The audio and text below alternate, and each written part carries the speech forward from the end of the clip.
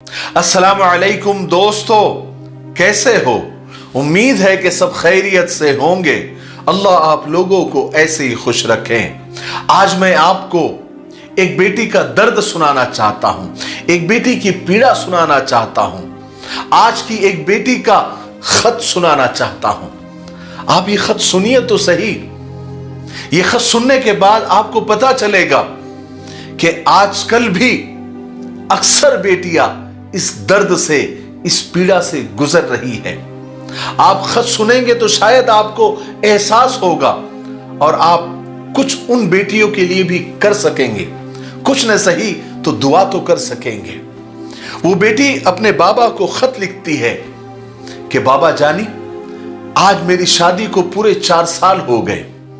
यूं ही धूप में बैठी मैं बाल सुखा रही थी। मुझे ख्याल आया कि 4 साल पहले आज ही के दिन मैं अपने घर से विदा होकर इस घर में आई थी। फिर उस दिन के बाद से सारी सुबहें, सारी शामें इसी घर में होती है। आप सोच रहे होंगे कि अरे अचानक मेरी बेटी को क्या हो गया कि खत लिखने बैठ गई। प्यारे बाबा, आपको क्या लगता है आपकी बेटी ने इन 4 सालों में आपको एक भी खत नहीं लिखा होगा? नहीं बाबा, ऐसा नहीं है। इन 4 सालों में मैंने आपको दर्जन भर खत लिखे। वो सिंगारदान के नीचे ड्रावर में यानी दराज में पड़े हुए हैं। क्या करूं बाबा, आदत से मजबूर हूं। सब कुछ छोड़ सकती हूं लेकिन लिखना नहीं छोड़ सकती। इस भरे पूरे घर में मेरी तन्हाइयों का साथी एक कलम ही तो है। इसे भी अगर मैं दराज में डाल दूं तो बेमौत मर जाऊंगी। बाबा जानी, मैं कभी कभी ये सोचती हूं कि मैं पैदा ही क्यों हुई, और अगर पैदा होना ही था तो बेटी क्यों बनी, बेटा क्यों नहीं? बचपन से लेकर अब तक मैं यही सोचती आ रही हूं कि मेरे लड़की होने में मेरा क्या कसूर था। बाबा जानी, मुझे याद है एक दिन आपने भाई के लिए बंदूक और मेरे लिए गुड़िया लाए थे। मैंने गुड़िया फेंक कर बंदूक उठा ली थी। फूफी ने मेरे हाथ से बंदूक छीनकर गुड़िया थमाते हुए कहा था कि तुम लड़की हो, गुड़िया से खेलो, बंदूक से नहीं।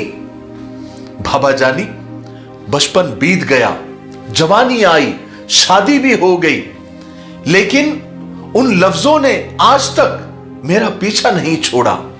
आज भी चलते फिरते, बैठते उठते, कहीं ना कहीं वो अल्फाज किसी ना किसी तरीके से मेरे कानों से टकरा जाते हैं कि तुम लड़की हो, तुम बेटी हो। बाबा जानी, इस घर में मुझे सब कुछ मिला सिवाय मोहब्बत के। 4 कमरों का ये घर मेरे लिए किसी जेल से कम नहीं है। यहां की हर चीज पर मर्दों का हक है। औरतें यहां पैर की जूती है। उन्हें घर के किसी मामले में बोलने का कोई हक नहीं है। सुबह से लेकर शाम तक घर के कामों में मसरूफ रहना और रात होते ही शौहर की ख्वाहिश का एहतराम करना, जैसे मैं निकाह में यही 2 चीजें लिखवा कर आई हूं। अभी पिछले हफ्ते की बात है कि मेरी छोटी ननंद के स्कूल के बैग में एक गुलाब का फूल रखा हुआ निकल आया। किसी ने उससे यह भी नहीं पूछा कि यह फूल आया कहां से। बस हुक्म सुना दिया गया कि छोटी आज से घर में ही रहेगी, उसे स्कूल जाने की कोई जरूरत नहीं है, बस हो गई पढ़ाई। वो रोती हुई मुझे बता रही थी कि भाभी, वो फूल मैंने आयशा के घर में रखे हुए गमले से चुरा कर तोड़ा था ताकि आपको शादी के सालगिरह पर मैं देना चाहती थी। मैं अपना दिल महसूस कर रह गई। हालांकि ये पहली दफा ऐसा नहीं हुआ, ऐसे कई मौके आए हैं जब मैं चाहकर भी कुछ नहीं बोल पाई। बाबा जानी, आपको याद है 8-10 साल पहले जब मैं कॉलेज में थी तो हमारे मोहल्ले की एक लड़की किसी दूसरी जात के लड़के के साथ भाग गई थी। आपने अपनी पगड़ी उतारकर मेरे पैरों में रख दी थी और मुझसे कहा था कि बेटी, बस मेरी लाज रख लेना, तुम कभी जिंदगी में ऐसा नहीं करना। जबकि उस वक्त मेरे पास भैया भी खड़े थे बाबा, मगर आपने पगड़ी सिर्फ मेरे पैरों में क्यों रखी, मैं आज तक समझ नहीं पाई। आज जब बरसों के बाद मैं अपने माजी को टटोलती हूं तो न जाने कितनी ख्वाहिशें एक साथ अंगड़ाइयां लेती हुई दिखाई देती है। मैं क्या थी और क्या होकर रह गई। आसमानों में सैर करने की ख्वाहिश आज भी है। आज भी मेरा दिल करता है कि मैं समाज की बेड़ियां तोड़कर घर से भाग जाऊं, किसी ऐसी जगह जहां खुला आसमान हो, मैं हूं और बस मेरे ख्वाब हो। लेकिन बाबा, मैं सोचती हूं कि बरसों की कैद के बाद परिंदे को रिहाई भी मिलेगी तो क्या फायदा, वो उड़ना तो भूल चुका होगा। बाबा, मेरे ख्वाब आज भी वही है, लेकिन उनकी ताबीर लिखना शायद मुमकिन नहीं है। आपकी ये बेटी जो कभी समाज की उसूलों को मानने से इनकार करती थी, आज उन्हीं उसूलों पर अमल करती है, और न करती तो कहां जाती। आज भी आपकी इज्जत का ख्याल है, आपकी दी हुई तालीम और तरबियत का पास रखा हुआ है। लेकिन बाबा जानी, आपसे मुझे एक शिकायत है। आपने मुझे किस गुनाह की सजा दी है जो एक ऐसे घर में बिया दिया, ऐसे घर में मेरी शादी कर दी जहां औरत की कोई इज्जत नहीं है, जहां औरत को एक रत्ती बराबर भी इज्जत नहीं दी जाती, रिस्पेक्ट नहीं दी जाती। बाबा, तुमने मुझे किस गुनाह की सजा दी है? मैं जानती हूं आपने समाज के दबाव में आकर जल्दबाजी में यह फैसला ले लिया था, यानी मेरी शादी का। मगर बाबा जानी, एक बार, सिर्फ एक बार मुझसे पूछ तो लिया होता। यह सच है कि मुझे किसी से मोहब्बत थी, लेकिन आपकी मर्जी के खिलाफ मैं कभी नहीं जाती। आखिर मुझे दी हुई तालीम और एजुकेशन का क्या हासिल हुआ? कुछ भी तो नहीं ना। मेरे ससुराल वालों को औरतों की पढ़ाई से सख्त नफरत है, इसलिए तो मेरा कोई खत आप तक नहीं पहुंच पाया। ये लोग तो अक्सर ये कहा करते हैं कि लड़कियों को पढ़ा लिखा कर क्या करना है, आखिर फूकना तो चूल्हा ही है। यही तो दादा जान भी कहा करते थे, लेकिन फिर भी आपने मुझे पढ़ाया ना।